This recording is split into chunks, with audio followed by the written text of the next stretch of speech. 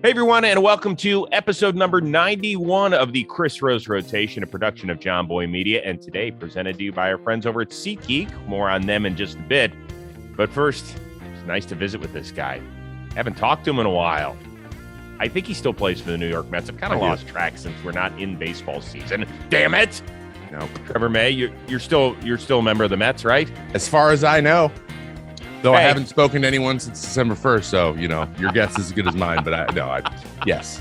Currently, yes, I am. Wouldn't that be legendary if you had been traded and, nobody knew? Yeah, just they knew. Just the two people that talked knew. They're like, well, we'll drop it on them on the day. I don't know. They're good at dropping stuff on us in the day before, so who knows? Maybe. Speaking of dropping in, do you remember give a guess the last time that we did this together? It was right after the beginning it was literally a few days after the beginning of the lockout, right? In early December. Pre-lockout. Really? November 29th. Okay. Right after Scherzer signed, we had an emergency Chris Rose rotation. Yes. Okay. Now I remember. And then we were going to do some stuff about the lockout, and I don't know if much of that happened, but because there just wasn't anything really to report. Yeah.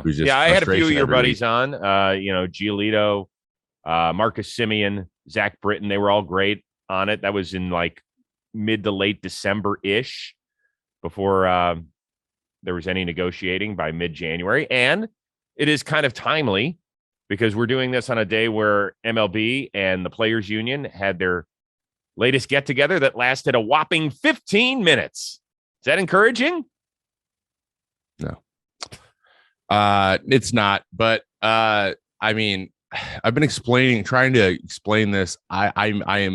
This isn't based on any sort of insider information. I genuinely don't know if this is true, but just knowing from the last 2 years of how the commissioner's office generally just handles anything that they want to do, they have a pretty long-term plan laid out. I think that Rob has put together hey guys, if we are willing to not really give at all until this date, I think that'll give us this much leverage. And if we're willing to sacrifice these many games, it'll make us this much more money in the next 4.5 years of the CBA if we just stick it out. I genuinely believe there's some version of that kind of framework been put down, because as it came out, and it was not even remotely surprising at all, Rob had during COVID, they had the 60 games in their head the whole time. It was going to be 60 the whole time. And the whole thing was kind of a farce until they just kind of wanted us to agree so they could see if they could get less than prorated pay. But if not, that was what they were just like, well, we can implement it 60 games. So that same strategy would not surprise me being put in this position where they think that they can they're just not a group of people that I think would like to leave this negotiation thinking that they had any more leverage to use. Okay. They're not going to. There's a couple things I want to hit on that you've touched on. The one time we have seen Rob Manfred publicly, he said, listen, don't listen to any of the COVID stuff, the 2020 season. There wasn't anything we could do. We were being told by the government that we couldn't start any earlier than the date we started. So, so we negotiated for 3 months for no reason then. Okay, gotcha. That doesn't make any sense. What frustrates me with him is he says things that are literally one layer. If you go one layer deep, it's just categorically 90% a lie. That's just not fully true. And we were negotiating and fighting with each other for a month, trying to come to a number of games. And for some reason, that whole thing you just said never mentioned. So it was, he gave either that's true, right? And he knew that, but he didn't tell us. So there's one thing that cool, great faith, awesome again. Or the other option is that itself is a lie, and he's just using it to take it out of his own hands. So either way, it's not fully true. They just can't be either way, because that's not how things played out. They wouldn't propose. We wouldn't be doing proposals back and forth if the government said we can only have if that was only going to line up 60. That we had a negotiation. Then why did we do that? Why didn't you just say, hey, guys, the government, it's out of our hands? But somehow it's oddly convenient. You can say that after the fact to take it not your fault anymore. It's just not. It's like It's like what 12-year-olds do. That's very obviously not true. So I don't know why you even said it. We're not stupid. Same thing as saying you're running a baseball team is more risky than the stock market. Of course it is. Like, we know that, but that's not going to get any sympathy or empathy. Like, duh.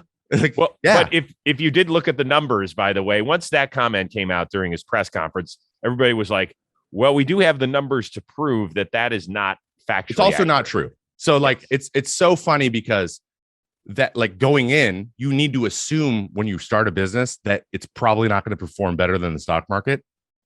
So that's an assumption you make, and it's a risk you take knowing that. And then it even looks worse when that's actually not what is happening at all and hasn't happened in decades. So it's a double lie. It's just, why even try to make that case? Why? Why? Hey, do you want a chance to see Trevor May or any of your favorite baseball players out there and save money in the process? Well, we are here to help. SeatGeek. Download it on your phone. I already got the app on my phone. I've been scrolling through trying to find tickets because the Cleveland Guardians are coming out to LA to take on the Dodgers. So I'm finding the best seat I can get at the best price available.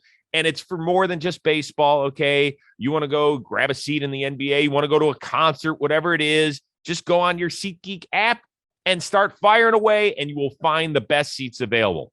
One of the cool aspects of this is they actually rate every seat on a scale of 0 to 10, okay? So, like, red seats, those aren't so good. Green, that means it's great.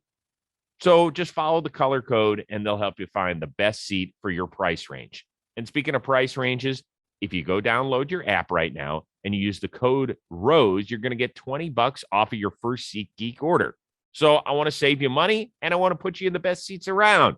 Once again, all this is thanks to our friends over at SeatGeek. Who knows? Maybe you'll sit next to me. Is that a red dot or green dot, though? So let's hit the fast forward button to these negotiations, okay, if you don't mind. What is it that you want to hear from them? Like, I think is it? Yeah, I want to know, what is it you want to hear from ownership? The thing that's very hard for me to I think when you're negotiating with someone, it's really important from the beginning to understand what fully, like, the motivation is for the other side. That's hard, right? That's not easy in a lot of times. That's kind of where the word good faith comes from. You have good faith when both sides understand what the goal is. Like, you want this deal because it does this thing for you and your group of people. Like, right? That is clear from my side and us. The average length of career in Major League Baseball is less than getting to free agency, which is where you make the vast majority of your money, right? That was set up and worked for a long time because of the inability, like, it wasn't so easy to manipulate. Like, before analytics and bringing people up and down, they weren't maximizing the control they had over a player for as long as they did. And in order to keep their costs down, that's much easier to do. And they're getting really good at it. And what's happening is that's stagnating overall. So free agency is losing its value because they're like, oh, we can get value out of younger guys. And we know how to make sure that we have maximize our control over those younger guys at the same time. So we're addressing that problem. That's, if it keeps going this way, it's going to just keep getting exacerbated to the point where we're going backwards. And if the game continues to grow in dollars, because that's what we're talking about, in value, then the players need to see increased value alongside the owner. So we're like, yes, we love that you're getting more. We also should get more, not more percentage. Like, we just need to make sure it stays healthy so that as we create that value for you, we are still seeing our due. It's not like we're saying, hey, we get 40% of revenues, we want 90% now. That's not what's happening. It's being represented that way in a lot of ways. I think we're being greedy, but in reality, we're like, you're getting a lot more money. It's proven. Stop lying and saying you're not, because you are. Therefore, we need to continue to build these frameworks. So these guys 0 to 3 who are creating all this value and that you guys are able to control for a long period of time are seeing value earlier. If that's what you're going to do, it needs to cost a little bit more money to do it. Right? Okay. That's it. the other side, we want more. For what? Just to have it. I can't get behind that. Sorry. Well, so there might be fans out there that are a little confused. They say, well, listen, I work for a business. I'm not the owner. I'm an employee like the players are. Yeah. But at the same time, the owner owns the business in order to make money. Of course. And so why shouldn't they have the opportunity to make the most money that they can? Because they can't. They make the most money they can at what? At the expense of? How much expense? How much of that goes to me then? So in order to maximize what you get, you have to take it from below you. Like, that's just the nature of business. I understand it. But where is that line? And if you don't have a line in your head, that is literally a journey that never ends. So I'm like, where it doesn't need to end. I just need where is your happiness level? Because it's hard to tell. Is it like we want everything we're asking for and that'll make us happy? Does that work anywhere in life? No. So there has to be something else. And unfortunately, to this point, at least on my end, just me personally, I don't know what it is. So far, it's been, no, just give us what we're asking for. Like, so far, that's it. That's been the negotiation. We're saying we move 10 million one way, they move 500,000. That's not the same. Okay. So it's frustrating every day just to be like, I know very clearly what we're trying to accomplish. It's very, very cloudy what you're trying to accomplish. And speaking of clouds, there's clouds around everything. We don't know how much money you're really making. You say things and then you never prove anything. Like, you don't have to. You don't feel like you need to. Those are issues. I think that's just issues in capitalism. But it is just it's not about like, none of these things are going to make me make it. I'm probably not going to make any more money no matter what we get, like in terms of more than I could have before. Right. It's not for me. No, I understand that. I want to get back to something that you had said earlier. Mm-hmm. You said that the owners have a date in mind where they can, you think, yes. My conjecture. Yes. So you believe that that the season could be, let's throw out a number, 130 games. So lose essentially the first 5 weeks of the season. Yeah. And they would be comfortable with that. There might be a number where we've already seen it. They've already set one day, said, hey guys, we're going to miss games. It's a tactic. It's always a tactic. Mm-hmm. But that's it within the framework of what I just said. They have one where they are putting that on pressure on us because they believe we have a date where we're like, this is where it's getting real. We need to start making real adjustments, or we're going to do it because they have one internally. They have a date also where they're going to start. And we should know that, yes, that's going to be a thing that they're not, everyone's like, are we going to have a season? Of course we're going to have a season, because at the end of the day, like, making $0 is just unacceptable. So it just is for both sides. It just is. There's no way we can do that, especially with what we're arguing about. Mm-hmm. Losing a season over that, we both lose a lot there. So like, why would we do that? So it's going to happen, but maximizing leverage is going to is a high priority for them. It just is. It's just the way Rob, he's a labor lawyer. That's what he does. And it might be him proving how good he is, or I don't know. Or maybe he's just, shit runs downhill. Maybe there's a group of, it's just like any other group. There's 30 owners. Some of them have very big markets. Some are smaller. Some of them have a lot of money. Some of them not as much money. There's a power dynamic there too. There's a group probably at the top that's louder than other ones, right? That want specific things, that are hardliner on things. I'm sure that's a dynamic too. So it's not like Rob's just like writing in a notebook, like, I'm going to do all these things. Like, no, he's people above him who are very powerful are telling him what they want as well. So you just got to think that the way that he has done negotiation up to this point has been, how can I exert as much pressure as possible? And that having a date in mind, saying, if we give this much money up in revenue, then it'll pay off this much more, I believe, long term, if we get this deal. And I believe we can get them there if we set these limits. Something like that. Maybe not as like specific as that, but something along those lines. Well, listen, you're very smart. You follow all this stuff. You have been an alternate union rep, I believe, in the past up in Minnesota, right? We're an alternate. I'm kind of a de facto alternate a little bit here too. I talk to them a lot. But you're not a member. You're not in the meetings that we're hearing, correct? kind of by principle at this point. With all that being said, how frustrating is it for you? Like, people say, well, shit, why don't they just lock themselves in a room and then they'll come out when they're done? Yeah. Is that fair? No. Because if what I think is true, that doesn't matter.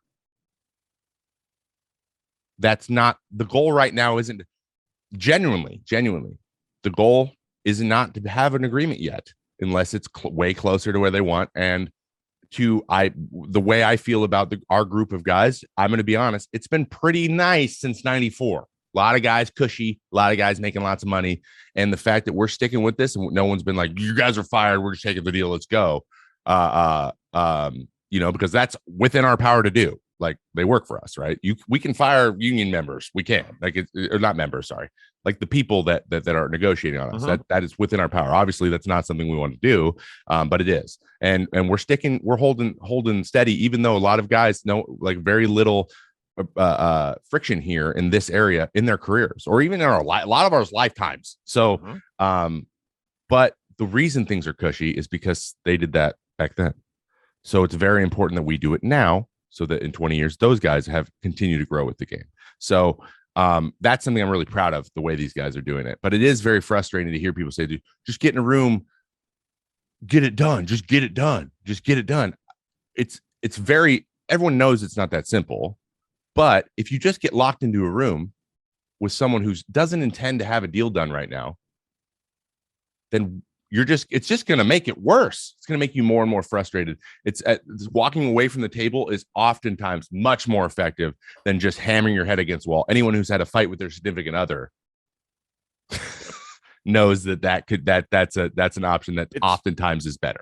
It's very difficult to swallow. I don't want to make this an entire labor pod. That's not my intention, because I want to catch up with you on some other things. But I will say this, and I think you're a good guy to talk about this because you have such a vast interest outside of baseball. I have mentioned it several times. If we lose games, there are people that are borderline baseball fans that may have been brought in over the last 18 months to 2 years because they love watching Fernando Tatis Jr. do his thing, or have been brought in on the Shohei Ohtani wave, or they became, they're fans from down south and the Atlanta Braves win for the first time in 2.5 decades. And so they're back in. Those people are going to go elsewhere, and you might not get them back. Yep. And that's what I worry. I'm not going anywhere. Yeah. I'm worried about a lot of other people that are fringe fans. I'm going to be completely honest with you. As a player who's played their entire life, and I've loved baseball since I was 4 years old, I feel that. I feel that on lots of levels. I felt that in COVID, because I thought priorities were like the game. I've said this before. We are entertainers. We do something in order to evoke a feeling out of people that watch us. Like that's where baseball came from. That's where every sport came from.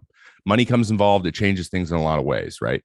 But at the end of the day, the people who are making decisions and part of the game, you have to love it. You have to love it a little. You have to love the game if you're involved. You just have to. And if you're constantly worried about things that aren't the game all the time, like COVID hurt a lot of people, and a lot of just decimated our country and our world. Like it just did, like in every way possible. And we were still arguing about the money even then. And that was really frustrating at that time. And ever since then, it's just been one thing after another, from the like the moving the goalpost and the sticky stuff thing with the flip-flopping on like, oh, we're not going to enforce it. We are like that. I get the whole concept, the thing needed to go, but the way it was handled again is like, here's the goalpost. They're here. Oh no, they're over there now. Like that is very frustrating when you're trying to go be world class at something. And then the thing comes out about there might've been 2 balls and there's supply problems from the company that we own. Like just like a 50% fruit. And you're just like, dude, just put the goal somewhere so that I can hit it. Stop. And then now we have this, and very little of it has to do with, is our product on the field getting to the people that will want it? And are they enjoying themselves when they're there? Do they like it? Are people liking the game? Do people we should be asking that question all the time, because that's what our job is. They're supposed to like it. We're supposed to make them like it. If we're out there playing and it's just just not a fun experience, no one, we vanilla it down or whatever, and people aren't liking it, then why are we doing it? Because that's why we do these things. So I want to be romantic about the game again. I want to be like, I want to think like have random trivia like I was when I was a kid. My dad used to rattle off like what's the record for most RBIs in a game, and I had to name the guy, and that's what we used to do that stuff. And I'm afraid that people aren't going to have that experience anymore because for 4 years it was just crap all the time that was just like overshadowing the game itself. And that's sad, that's frustrating, and it's a game that I love. And someone said this, I read this somewhere. Someone said at some point we stopped having custodians of the game. And it became not less about the game. It became not about the game at all. And it can be less about the game sometimes. Like, I get it. It's a business. I get it. I understand the business. I'm trying myself to get into that, right? It's hard, but that has to be there. The 101, the basic block, the building block, the keystone of the arch needs to be the game's awesome. And we love the game. And we want the game to be fun to watch. And we want it to be exciting. We want people to laugh, cry, and everything in between when they're there. And if that's gone, then there is literally no point in it existing anymore. Well said, sir. Hey, guys, big news out of the sports collectible world. Topps recently announced they're going to be auctioning off a one-of-one Topps 1952 Mickey Mantle card NFT on OpenSea. This is going to happen March 1st at 1 p.m. Eastern. Now, keep in mind, OpenSea is an NFT auction platform where people can make bids to win highly prized NFT collectibles. A few cool things about this. The front and back of this are from the actual card in the original 1952 release that was digitally scanned and pulled from Topps digital archives, specifically to be used in this one-of-one NFT. So it's pretty cool. Now, once again, this happens on March 1st, 1 p.m., and goes until March 4th. Any bid placed in the last 10 minutes of the auction is going to extend the auction by an additional 10 minutes. Now, here's the cool thing. If you're able to get your hands on this beauty, the NFT collectible, one of the things that the winner of the auction is going to get is a rare opportunity to have a 30-minute video interview with Mickey Mantle's sons, Danny and David Mantle. So that's kind of a cool aspect of this as well. So go out and do this. For more information, ToppsTimeless.com. Go do this thing in time for March 1st. You haven't even met your new manager. Nope. He was hired after the lockout started. I'll meet him probably 5 hours after this thing is done. So have you heard anything about him? Have you done a little research? Have you had guys that have played for him that know him at all? Anything with Buck Showalter? I've never seen even a remotely medium review on Buck, as everyone has raves about him. Guys that I actually really, really respect from that I follow on Twitter, like Adam Jones, huge fan, Zach Britton. Those 14, 15, 16 Orioles teams, I've heard nothing about how fun they were to be on, because that group of guys I'm sure was a blast to be around. JJ and Chris Davis, and they had Delman for a bit, and Nelly Cruz. Like, I can imagine that was a really fun clubhouse to be in with a lot of good players. And then Buck was kind of like the top of the pyramid, like the one that let's have fun. So I know he's very like, we're doing it this way. This is the way we're doing it. And as a manager, that's a strength that can be seen as like something that being really rigid could be seen as an issue for some place. But like, if you're really, really confident in your process, that's much better than the alternative. But I heard a very dry sense of humor. I've heard that, which it's great. Give me that. Give me that. I'm all about that. And he's a baseball man. He's seen and has tons of experience. He knows like what, when you walk into a clubhouse, what it feels like when a group is loose and playing well. And he also knows what it feels like when you're like, oh God, we're going to lose again.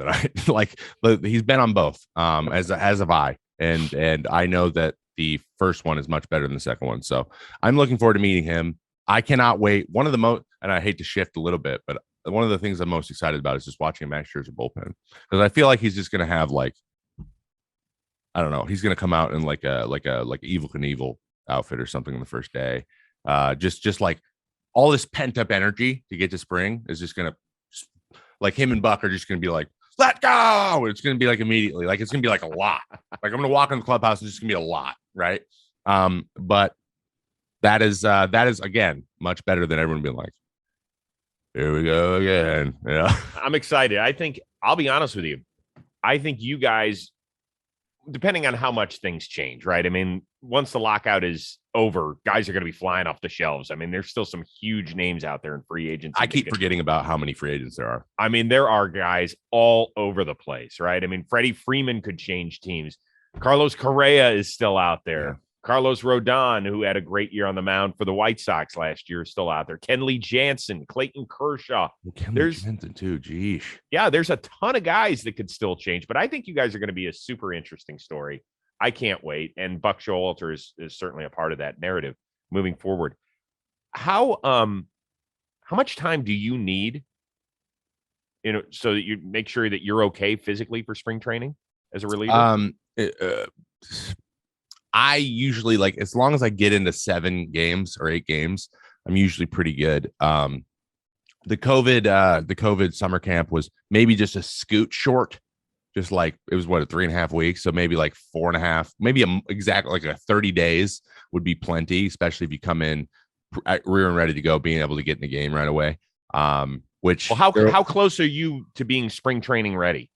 Physically? Right now, I mean, to be honest, I could show up and the first couple weeks are usually, like, if it were a normal spring, I would be in generally normal spring shape. I have 4 or 5 bullpens under my belt now. I threw one. I just came back from that. So and just trying to stay kind of there, but I generally get in shape pretty quick in terms of because I'm not a huge, like, I don't need to, there's not a lot of like weightlifting and stuff that's part of my routine. So a lot of times that, like, coming off of a heavy routine, like in the offseason, a lot of people build, like, position players build strength and stuff, and they want to get more power or whatever. And so, like, adjusting into the game takes a little bit longer because your muscles tighten up a little bit, you get your swing and stuff. Because I don't do that stuff, and it's all about just kind of getting my movement patterns back, it's a little bit of a faster process. So I'm confident, but again, I'm, going into my 32-33 season. So I'm going to, after being on a team with Joe Mauer for a long time and knowing how his routine got longer and longer and longer, I just anticipate mine getting longer and longer and longer too. So,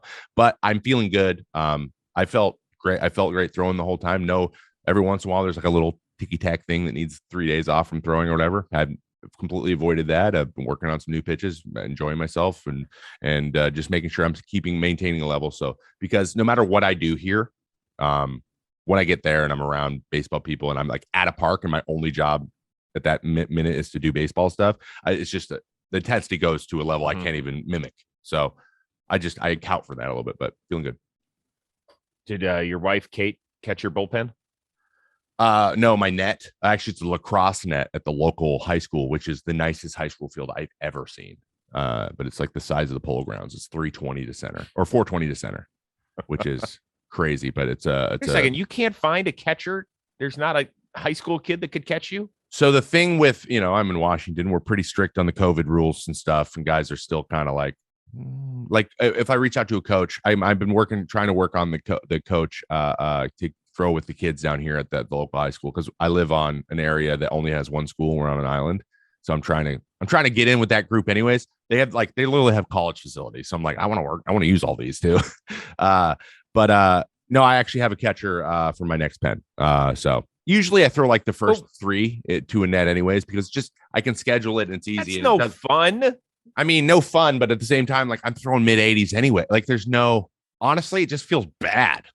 If anything, you're like, oh, the glove's not popping. This 16-year-old's catching me way too easy.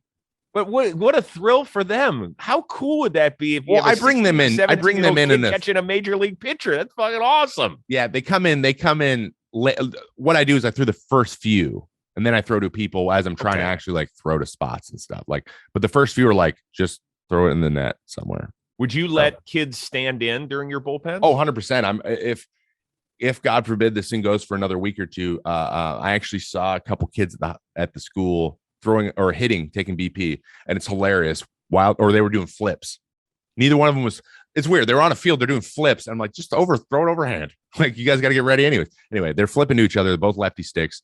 And it's crazy to me how little 18-year-old kids are. I always forget how massive I am, but these guys are tiny. Yeah, you are. They're probably like 5'10" or 5'9", but I'm just like, hey guys, what's up? And they came up to me and they're like, hey, I don't know if you saw this tweet, but they're like, hey, you look familiar. I'm like, just say it. And they're like, are you Trevor May? I'm like, yeah. They're like, is Tim the Tap Man really that funny just from streaming? And I'm like, that's what you know me from, Call of Duty? Come on. I hate that game too. I never play it. Anyway, but I said, hey, I reach out to their coach and see if because they start in like 11 days. So if God forbid I'm still here, I'm going to see if I can like go to their first day of tryouts and see if guys want to stand in or something. Like just please do. And please video it. Oh, 1,000%. Hey, Hoops fans, the latest offer from DraftKings Sportsbook, an official sports betting partner of the NBA, is too good to pass up.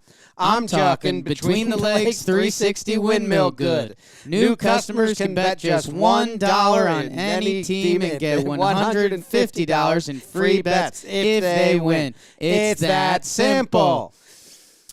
Download the DraftKings Sportsbook app now and use promo code ROSE. Bet just $1 on any NBA team and get $150 in free bets if they win.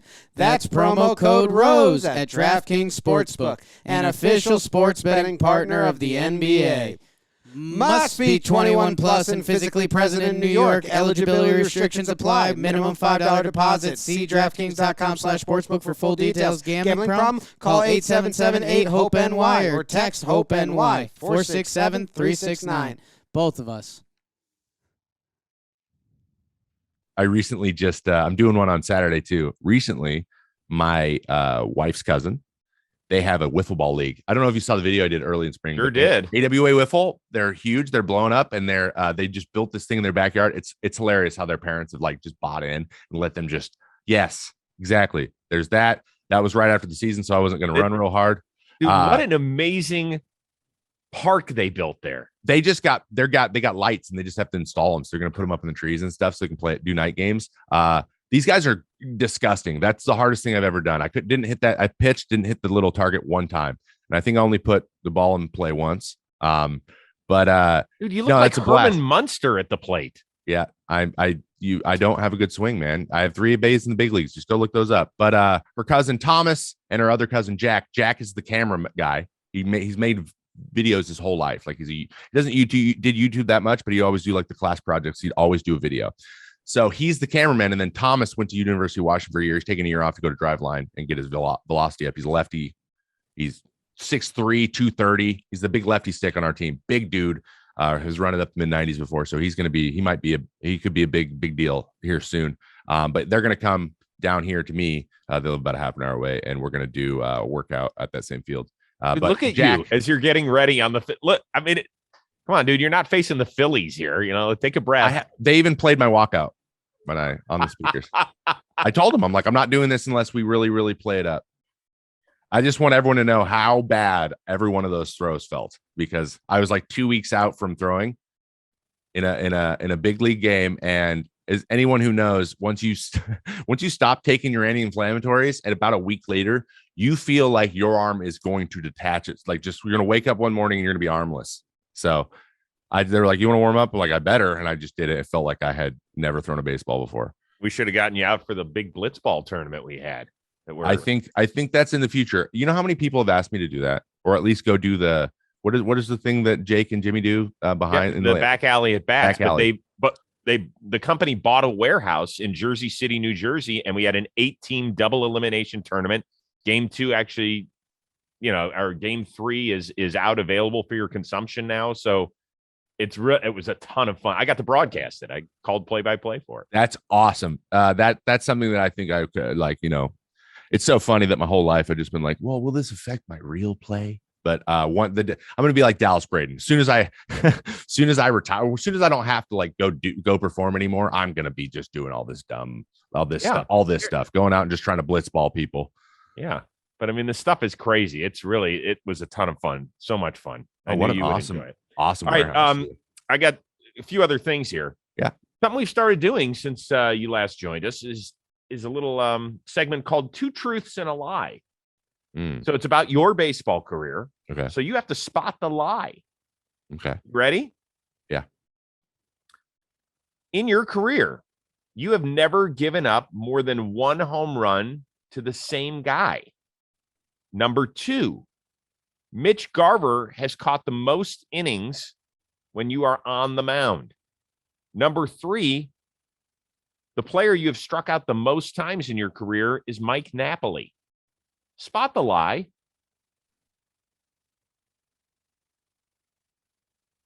I've definitely punched Napoli the most. I know that's true. That's 7 times. I know that number. All right, so now you're down to 2. It was good.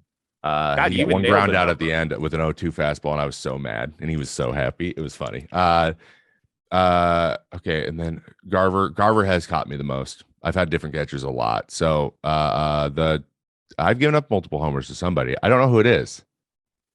JD Martinez, maybe. Can you believe, Trevor May, that you have never given up multiple home runs to somebody? I learn. And by the way, you better call Kurt Suzuki and apologize. Oh, Zook, yeah. Oh no, he caught me as a starter. More innings than Mitch Garver. He caught me as a starter. That should have been really, really obvious. I threw 150 innings, and I've only thrown like 450 my whole career, and 150 were the first 2 years. So that makes sense. You better call him and apologize. I will. Dang it. So when Rob Manfred had his press conference, I texted you. I said, "Are you watching this?" You're like, "No, I'm in the middle of something. Like our cat has been gone for 24 hours." I'm like, "Oh," and I got like a pit in my stomach. Yeah, we're dog family, but still, I love animals, and particularly when they're not outdoor cats. I was very worried about Donnie. Thankfully, by the way, that is the most amazing picture. Please, everybody, go to YouTube. If you're audio only right now, go freeze it and go ahead. I don't know how many minutes we're into this thing, but whatever it is, go find the picture of Donnie that we're putting up there right now. It's also on my Twitter in like the last 5 tweets. So you can see it. But when you call his name, then he just turned, but like didn't move. It's hilarious. Right. So give us the abbreviated version of where you found Donnie. So in my house, we moved into a new house in October, so there's still places that we don't know about. And on our 3rd floor, it is like we have crawl space. It used to be an attic, so like it's kind of like a shallow. The room I'm in now, it's like kind of a short, lower ceiling and like arched a little bit. On both sides, there's like an edge, and then it's like 3 feet of space, and there's crawl space back there. And so, one of 2 things happened. I came home. I came home from a massage, so I'm super relaxed too, which that changed in a lot of ways. And the garage is still open. I forgot to close it. He goes out in the garage sometimes, but he's usually like afraid to go outside. So I didn't think anything of it. I looked around to see if he was in there. No. I go, "Hey, Kate, have you seen Donnie in a bit?" And she's like, "Oh yeah, I saw him just a little bit ago." I was like, "Oh, okay, we're good." Close. Think nothing of it. Closed the garage. I came back. About 9:30. We're going to bed, and usually he comes down. Elsie, our older cat, sits behind us, like in her heated bed. She never leaves when we're watching TV. But usually Donnie comes and sits across from us in his own chair, and he just didn't come out. And didn't come out for dinner either. So I was like, "No dinner." You saw him. He doesn't miss dinner. So I was like, "Where's Donnie?" So Kate's like, "Oh, I saw him like earlier today." I was like, "When?" She's like, 1. I'm like, it's 9, 8 hours. So we go outside. We're running around calling his name. Doesn't come out. I'm exhausted from a long, long day. I got up really early to do something. And so I get for whatever reason, I start panicking. Like, why can't we, like, what happened? Oh, the garage door was open. Oh my God, he got out, and I just started spinning. So we go to bed that night, hoping he'll come back. Woke up in the morning, don't see him. Go out. We start putting food outside to try to get him to come back. So that whole day, I go that morning, print out a bunch of stuff, a bunch of lost cat posters, because our neighborhood is very, very close knit, but we're not. We have it. So we met everybody. We walked to their doors. We knocked on doors, like, "Hey, we're missing our cat." Hey, oh, so people were out like saying Donnie, like calling his name, because he loves people. So they're basically everything. I like hired a service to like telemarket people and tell them our cat was gone. Like I spent all the money. I got some GPS trackers. I'm like, find this idiot. I'm putting these on them, and they're never taking them off, so I know where they are every 3 seconds forever. Because I was like, I didn't know I loved him this much. I didn't know it was like this. I felt like I lost my child. So we're like, everyone said, go out late at night. If they're hiding, because the cats are hiding, they're always like a 2-3 blocks away max, especially if they're indoor. They got chased under something, and they're terrified to leave. So if you walk around and they hear you, they can't, like, cars going by and dogs barking and stuff. It's just like they're not going to come out. But if it's quiet, really quiet, like 11 midnight, and they hear you, they're much more likely to come out. So we're going to go out that night. He's been gone for 36 hours. As we're leaving, we're literally stood up. I'm putting on my shoes. We hear like it sounds like he jumped off a bed. So I'm like, I run upstairs. Nothing. Did you hear that? She's like, I heard it too. I'm like, are we imagining him being here because we want to? Right when I go, are we imagining a weird? I'm like, he's in here. Where is he? So we're like, Kate's like calling his name and like stomping around. I'm like, be quiet. I can't hear. Sounds like he's outside. So what had happened was we have a shed that is attached to our house. One of our furnaces is in there. Yeah. The door was cracked open when I went out there earlier that day. I was like, well, how long has this been open? Because people go in there all the time. We're always having stuff installed. And I'm like, I go and look. He wasn't in there. So I go upstairs, can't hear him. It gets quieter. Go to the kitchen. It sounds like he's outside of the kitchen. So I go out there. I'm like, is he in that room? I open it up again. Nothing. I'm in there for 5 minutes. I'm like, dude, where is he? Is he in the basement? Because we have a crawl space underneath the house too. So I'm like, I open that up. I'm like, Donnie, nothing. I silent. 5 minutes goes by, nothing. So I'm like, am I insane? Are we both insane? And then I look up, and his head's peeking up over this. So the cinder block wall, there's a 4-inch gap between a 2x4 and a cinder block wall. And his head, he's like, Dad, I got stuck in here and I can't get out. So what I think happened is he went out the garage. He just snooped around the house. He went in that door. He climbed up on a shelf. Was like, hey, what's back here? Got stuck in there. And then you can like climb up, kind of like plinko your way up. And what had happened was he went up, and when we were calling him downstairs, we couldn't hear him. So he tried to come back down and he fell. So you heard him go through the wall. And he had this little area back there that he had been just like curled up in, but he could not get out. So Kate had to come in and lasso him because he's so fat. So she had to lasso him with a yoga strap and pull him through the gap. We got him. I burst into tears. I have no problem admitting that. I was like, thank God. I grabbed him and I held him, and he was like clinging to me. And I was just like, thank you so much for not being dead. I said that out loud to him, and Kate just crying, laughing, but like took him inside, and I just like, you are not allowed to ever leave ever again. And he was really shaken up. He wouldn't eat. He wouldn't do anything for about a day. And then the day after, and then the next day, that morning, he came to me. He's like, I'm so hungry, Dad.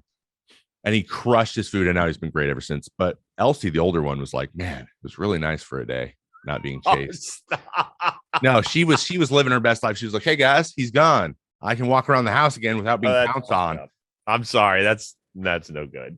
But she now she's like, great. Now he's here tormenting me again. And we're like, hey, we love both of you a lot, especially him. I'm happy that Donnie has been. I was worried. I felt sick for you. I was.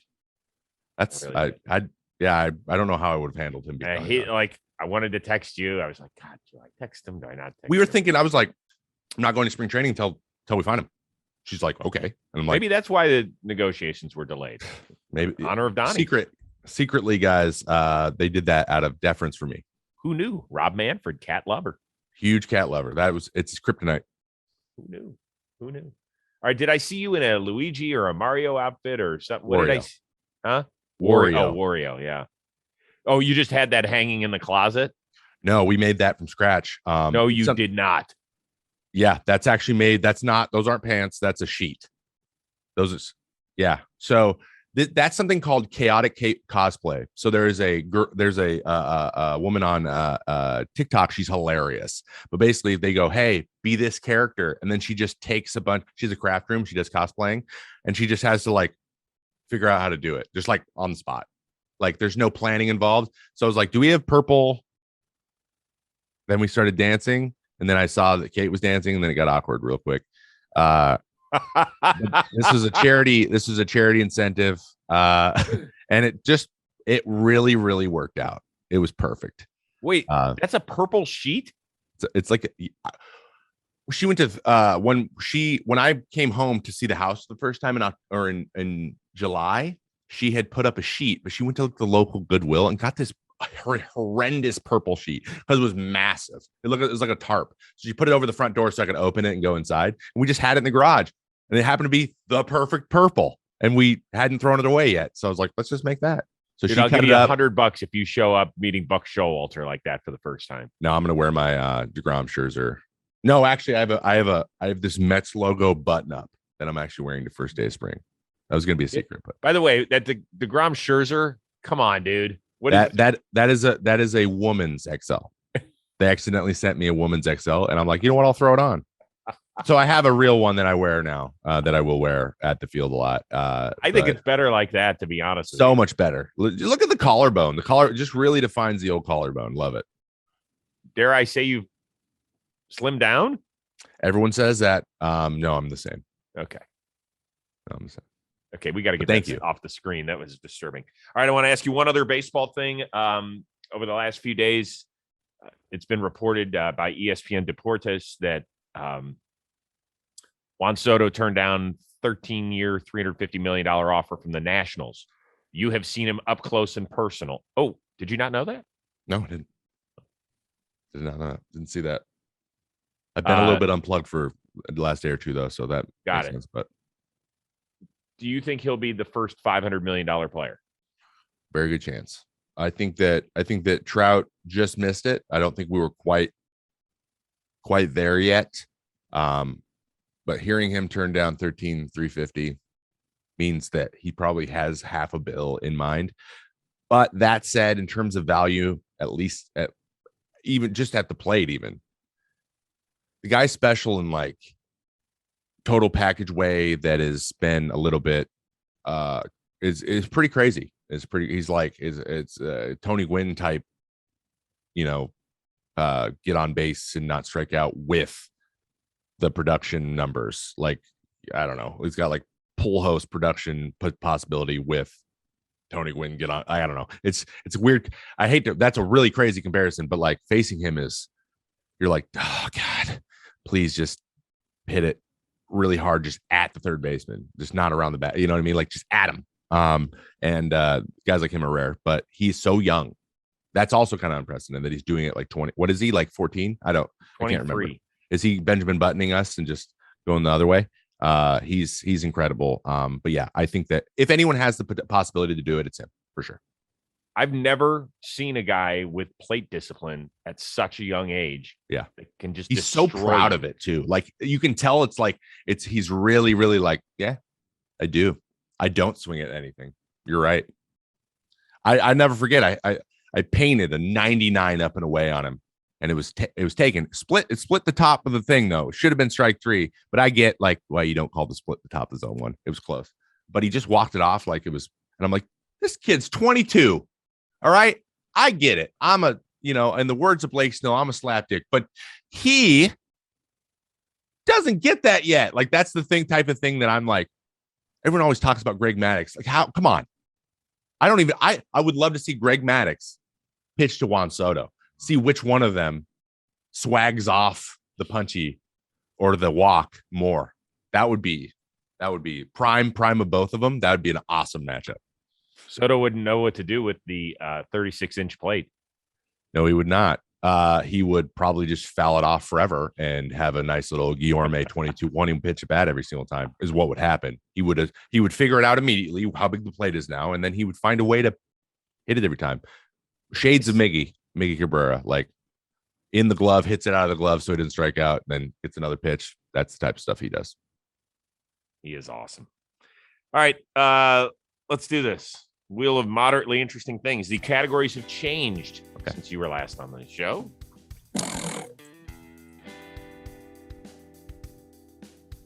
Wild ride. This has been a fun one. Okay. Your first car was a 1988 Chevy Cavalier Rally Sport in, I'm pretty sure just whatever the color of the metal came in, just gray. Wasn't even painted. It was just metal. Yeah, didn't go over 67 miles an hour. Start shaking. And then we go, maybe we don't take it to the next level. Yeah. Was it a hand-me-down?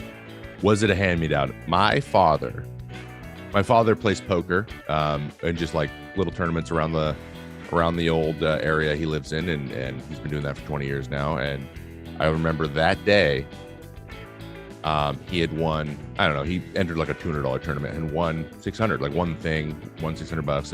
It was just a little one. And my uncle, for whatever reason, is a purveyor of police auctions. And he always bought Chevy Cavaliers.